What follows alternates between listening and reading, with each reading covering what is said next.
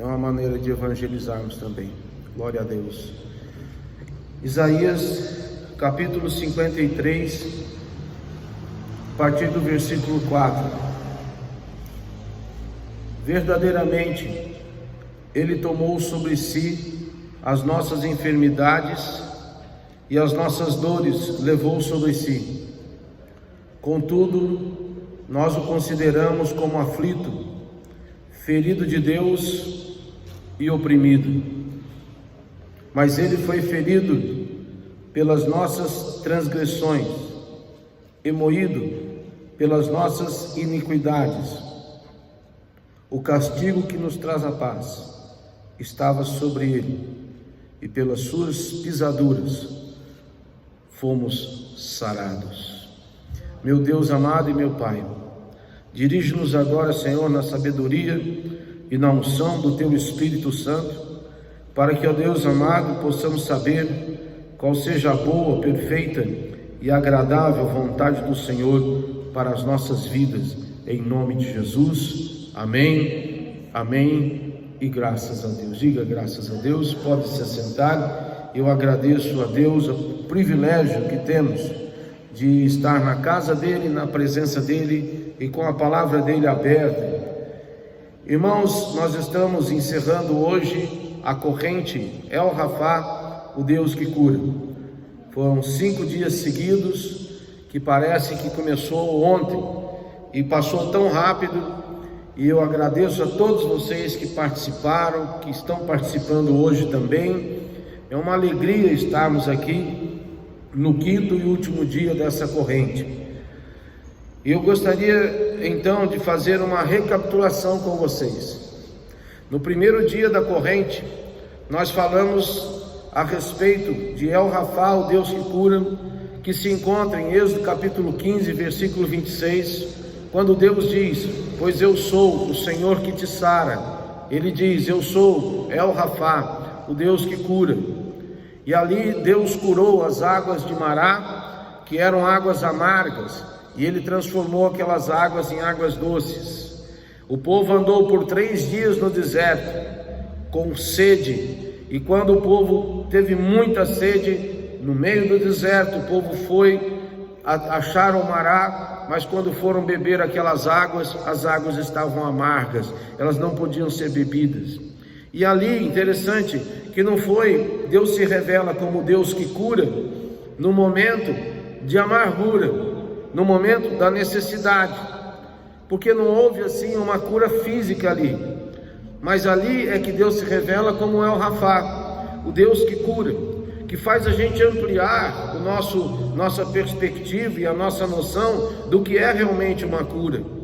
Uma cura não é só uma transformação de um estado físico debilitado em um estado físico normal. A cura, ela é muito mais do que isso. Quando Deus diz: eu sou El Rafá, o Deus que te sara, Ele não está dizendo só: se você tiver uma enfermidade eu vou curar. Ele está dizendo: o que você precisar eu vou fazer na sua vida. Amém? Você pode dizer um glória a Deus, pode dar glória ao nome de Jesus. Aleluia. Deus se revela como El Rafá, o Deus que cura. E ali nós vemos que o povo vai até Moisés, Moisés fala com Deus, e Deus mostra a Moisés uma árvore, e Moisés corta aquela árvore, joga na água, e quando ele joga na água, a Bíblia diz que Deus transformou, Deus curou aquelas águas, Deus sarou aquelas águas amargas e as transformou em doces. Então, para mim, a cura, ela é a libertação da amargura, ela é a libertação da necessidade. Então Deus é o Deus que cura. A palavra de Deus também, no 2º dia da nossa corrente de oração, nós falamos a respeito de quem me ajuda aí? Alguém me ajuda? A respeito de quem? Naamã. Muito bem, irmãos. Olha, então fazendo uma chamada oral aqui, é prova surpresa, né? No 2º dia da nossa corrente, nós falamos a respeito de Naamã, o general da Síria, homem poderoso, homem valente, respeitado, herói de guerra condecorado, mas a Bíblia diz que ele tinha lepra, e ele estava morrendo com aquele problema dele, com aquela lepra, E a palavra de Deus diz que uma serva que ele tinha, uma escrava que ele tinha, disse que se ele estivesse diante do profeta Eliseu, o profeta Eliseu curaria ele. E assim ele foi até Israel, porque uma serva disse isso para ele. Ele foi até Israel e procurou o profeta Eliseu, mas o profeta Eliseu nem o recebeu. Só mandou um mensageiro dizer a ele: pule 7 vezes no Rio Jordão e você ficará curado. Ele ficou muito irado, porque ele levou um carregamento de ouro, um carregamento de prata, ele levou um carregamento de roupas, de vestes finas, como a Bíblia chama, para poder entregar aquilo ao profeta. E o profeta nem o recebeu. Simplesmente disse a ele: pula lá dentro da água 7 vezes e você ficará curado. E ele foi-se embora, bravo, indignado, orgulhoso que era, com aquele coração de general, coração de guerreiro que ele tinha, foi embora, cuspindo o marimbondo. Mas no meio do caminho, um servo dele disse: meu senhor, se o profeta tivesse te pedido algo muito difícil, o senhor não faria? Ele disse: eu faria. E o servo dele disse: mas ele te pediu uma coisa tão fácil, o senhor não vai gastar tempo nenhum pulando 7 vezes dentro desse Rio Jordão, está aí o rio do lado, é só pular. E ele refletiu naquela palavra, e ele deixou o coração dele ser transformado por aquela palavra, e ele pulou 7 vezes no Rio Jordão e ficou completamente limpo da sua lepra. Diga glória a Deus, diga aleluia. Louvado seja o nome de Jesus. Aleluia. Meu irmão, ele transformou o coração dele. Aquela cura transformou o coração dele. Ele achava que ele era o maioral, mas ele teve que ouvir a serva dele lá em Israel, lá na Síria, e o servo dele que estava com ele em Israel, e mudou o coração dele. Mudando o seu coração, então, ele recebe a bênção, recebe a cura. No 3º dia da corrente de oração, nós falamos a respeito de quem? Enéas. Lá em Atos dos Apóstolos, a Bíblia diz que Pedro entrou na casa de Enéas, que estava paralítico há 8 anos. E entrando na casa de Enéas, deu uma palavra a ele, diz: Enéas, Jesus Cristo te dá saúde. Dê essa palavra para o irmão que está ao seu lado, diga para ele assim: Jesus Cristo te dá saúde. Fala mais uma vez: Jesus Cristo te dá saúde. Quem toma posse, diga glória a Deus. Eu tomo posse em nome de Jesus. Aleluia. Vamos levantar as nossas mãos e vamos profetizar essa palavra sobre a nossa cidade de Assis. Amém? Então diga assim: Assis, Jesus Cristo te dá saúde. Quem crê, diga aleluia. Quem crê, diga glórias a Deus. Aleluia. Que Deus abençoe a nossa cidade, que Deus abençoe o nosso estado, que Deus abençoe o nosso país, em nome de Jesus. Meu irmão, minha irmã, e ali Enéas imediatamente recebeu aquela palavra, e ele, tomando posse daquela palavra, Jesus Cristo te dá saúde. Pedro ainda disse para ele assim: levanta e arruma a tua cama, mostrando que a cura sempre vem também com uma missão. Quando Deus me cura, quando Deus te cura, quando Deus ouve o teu pedido de oração e te livra da enfermidade, junto com isso Ele te dá uma missão de utilidade, para você servir, para você fazer algo, para você, o exemplo de Enéas: levanta e arruma a tua cama.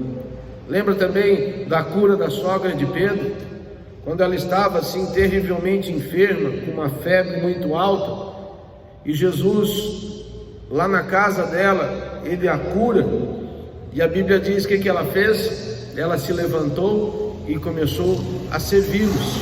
Sim, ela levantou, começou a fazer almoço, começou a fazer as coisas lá, tudo, para que eles pudessem. Então ela levanta para servir, é curado para servir. Então, quando Deus nos cura, ou Ele cura alguém por quem nós pedimos oração, Ele dá para nós a missão. E essa missão o que é? É de nós fazermos algo útil. Então, o primeiro dia é o Rafá, o Deus que cura. Segundo dia, Naamã, o general que vira servo. Terceiro dia, Enéas, que levanta e arruma sua cama. E no quarto dia, que foi ontem, nós falamos sobre está mais fresco esse, né? Os 10 leprosos. Na verdade, nós não falamos sobre os 10, né? Nós falamos sobre o 1 leproso, porque os outros 9 desapareceram. Só temos a referência de que eles foram curados. Então eles até tiveram fé para pedir, eles até tiveram fé para receber, mas eles não tiveram o que o melhor da fé pode dar, para agradecer e serem salvos. Então 9 deles, ao verem que foram curados, simplesmente desapareceram. E o 1, que era samaritano, ao ver que foi curado, teve como prioridade voltar até Jesus, se prostrar aos seus pés e agradecer por ter recebido aquela bênção. Então nós aprendemos também que a cura tem que ser seguida da gratidão, porque senão ela não é completa. A cura tem que ser seguida do agradecimento, porque senão ela não é completa. Quantas pessoas são curadas e depois acham que foi a sorte? Quantas pessoas são curadas e depois acham que foi simplesmente um engano médico, que elas não estavam doentes? Mas eu creio num Deus que cura, mas esse mesmo Deus que cura, Ele aguarda a cada um que Ele cura, porque Jesus curou 10 leprosos, e Ele queria que os 10 ex-leprosos fossem até Ele, e o agradecessem, o reconhecessem como Senhor, mas apenas um foi. E Jesus disse uma palavra de vida para aquele um, que Ele não disse para aqueles outros 9. Ele diz assim: vai, meu filho, porque a tua fé te salvou. Quer dizer, a gratidão salva, o agradecimento salva, o reconhecimento daquilo que Deus fez pela nossa vida salva. E hoje eu quero entregar para você essa palavra de Isaías capítulo 53, versículos 4 e 5, aonde o profeta Isaías, ele profetiza a respeito do Messias, a respeito de Jesus. Ele mostra aqui que Jesus tomou sobre si as nossas enfermidades, que Jesus levou sobre si as nossas dores. Ele foi ferido pelas nossas transgressões, Ele foi moído pelas nossas iniquidades, o castigo que nos traz a paz estava sobre Ele, e pelas suas feridas fomos curados. Eu quero que você levante a sua mão e diga comigo: pelas suas feridas nós fomos curados. Pelas suas feridas nós fomos curados. Diga agora: Ele tomou sobre si as nossas enfermidades, Ele levou sobre si as nossas dores. Tome posse, dê glória ao Senhor Jesus por isso. Dê glória ao Senhor Jesus por isso. Aqui o profeta Isaías, cerca de 700 anos antes do nascimento de Jesus, fala a respeito do poder redentor de Jesus na cruz do Calvário. Quando Ele entrega a sua vida, quando Ele se entrega, quando Ele entrega o seu corpo, quando Ele entrega o seu espírito ali, seu corpo puro, limpo, sem mácula, o Cordeiro de Deus, sem pecado nenhum, foi crucificado, foi pregado numa cruz como um transgressor, foi pregado numa cruz como um criminoso, para levar sobre Ele as nossas maldições, para levar sobre Ele os nossos pecados. E também, como diz a palavra aqui, verdadeiramente Ele tomou sobre si as nossas enfermidades. É aí que está o poder curador do nome de Jesus. Quando nós oramos pela cura, nós oramos em nome de Jesus. Se você precisa de uma oração de cura, você deve orar em nome de Jesus. E não precisa, meu irmão, não precisa, minha irmã, do fundo do meu coração, tem pessoas que cruzam o mundo, que cruzam o Brasil, que vão de uma cidade para outra, que vão de um estado para o outro, para receberem determinada oração de um determinado pastor, homem de Deus, mulher de Deus, ou seja lá que for. Mas eu quero dizer que o poder da cura não está na pessoa, o poder da cura está na fé e está no nome de Jesus. É preciso desmistificar isso, de que alguns têm o poder de curar e outros não. O poder de curar está no nome de Jesus. Então você, meu irmão, você, minha irmã, que crê em Deus, que crê na palavra, que tem o Senhor Jesus Cristo como seu único Senhor e Salvador, e você, meu irmão, você, minha irmã, que tem em si o Espírito Santo, que é um filho de Deus, uma filha de Deus, você tem poder e autoridade para orar e repreender a enfermidade em nome de Jesus. Glória a Deus. Você tem esse poder na sua vida. Você tem esse poder na sua vida. E ali a palavra de Deus nos mostra uma profecia. Ele tomou sobre si as nossas enfermidades. E veja só, olha como ele trata aqui. As nossas dores ele levou. Esse jeito de falar do profeta Isaías nos faz entender aquilo que nós falamos no primeiro dia dessa corrente, que está lá no Evangelho de João capítulo 1, que começa assim: no princípio era o Verbo, e o Verbo estava com Deus, e o Verbo era Deus. Tudo o que foi feito por meio dele, e sem ele nada do que foi feito se fez. Está falando de Jesus, e por isso que nós dizemos e falamos e pregamos e ensinamos que desde Gênesis até o Apocalipse, de todos os milagres realizados de cura e outros milagres também realizados, foram realizados com a presença de Jesus. Não existe aquele pensamento de achar que Jesus é apenas a partir do Novo Testamento. Não. Ele é, para sempre ele será. No princípio ele era o Verbo, e o Verbo estava com Deus, e o Verbo era Deus, e junto com Deus ele criou todas as coisas. Ele é o Deus Filho. E veja, comprovando isso aqui, só lembrando também, nós falamos isso, o primeiro capítulo de João, e lembra que nós falamos ontem do último versículo de João, do Evangelho de João? Vocês se lembram? Quando a palavra de Deus, o apóstolo São João diz assim, ele declara: Jesus fez muitos outros milagres, mas se fossem relatados todos os milagres que ele fez, não caberia no mundo tantos livros para escrever os milagres que Jesus fez. Então, Jesus fez milagres, está fazendo, vai fazer, e fez antes de se encarnar também. Qual a diferença então, depois da crucificação? A diferença, meu irmão, é que aí nós temos a revelação da palavra, do Evangelho. Por isso que Evangelho significa o quê? Boas novas. As boas novas do Evangelho, as boas notícias do Evangelho. Deus traz boas notícias para nós. Ele diz: olha, o sacrifício foi feito, o preço foi pago, e você está lavado pelo sangue de Jesus.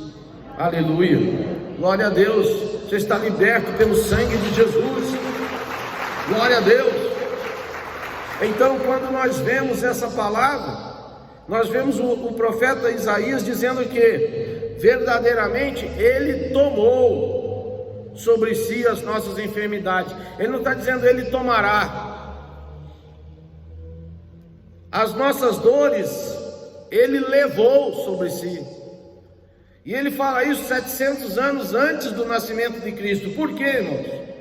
Porque a partir do momento da cruz, A partir do momento da cruz, do sacrifício de Jesus naquela cruz, se entregando por mim e por você, morrendo em meu lugar, em seu lugar, sendo punido em meu lugar, sendo punido em seu lugar, levando a maldição em meu lugar, levando a maldição em seu lugar.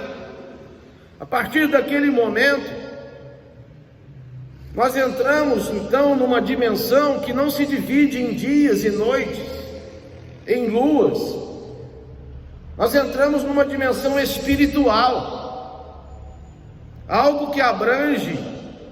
Por isso que a Bíblia diz, Ele era, é e para sempre será. É algo que abrange passado, presente e futuro. Não existe na redenção da cruz uma lógica cronológica, digamos assim. Parece meio redundante, né? Lógica cronológica, mas não podemos dizer que não existe uma sequência cronológica. Por quê? Então agora é assim. Não, na verdade, Ele tomou sobre si. E quando nós tomamos posse da realidade dessa afirmação, dessa profecia do profeta Isaías, nós sabemos que as nossas enfermidades já foram tomadas por Jesus, que as nossas dores já foram levadas por Jesus, que pelas feridas dele nós fomos curados. E quando eu tomo posse disso, e quando você toma posse disso, ninguém pode tirar de nós o nosso milagre, ninguém pode tirar de nós a nossa bênção, porque nós cremos. Não cremos que Jesus ainda fará, nós cremos que Ele já fez, e nós tomamos posse daquilo que Ele já fez. Diga glória a Deus, diga aleluia. Eu tomo posse daquilo que o Senhor já fez, do preço que Ele já pagou, da redenção que Ele já realizou. Foi na cruz que Ele fez isso. E eu posso dizer, meu irmão, minha irmã, que eu estou liberto pelo sangue de Jesus. Você também pode dizer isso, amém? Então vamos nos colocar em pé e dizer isso. Levanta a sua mão e diga: eu estou liberto pelo sangue de Jesus. Eu estou liberto pelo sangue de Jesus. Vamos cantar essa canção declarando libertação pelo sangue de Jesus. Libertação pelo sangue de Jesus, libertação pelo sangue de Jesus, libertação pelo sangue de Jesus, libertação pelo sangue de Jesus.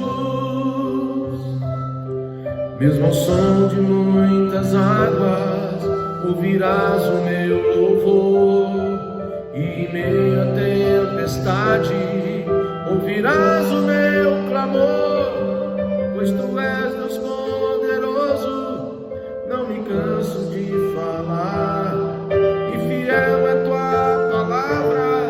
Jesus vai me libertar, libertação pelo sangue de Jesus, libertação pelo sangue de Jesus, libertação pelo sangue de Jesus, libertação pelo sangue de Jesus.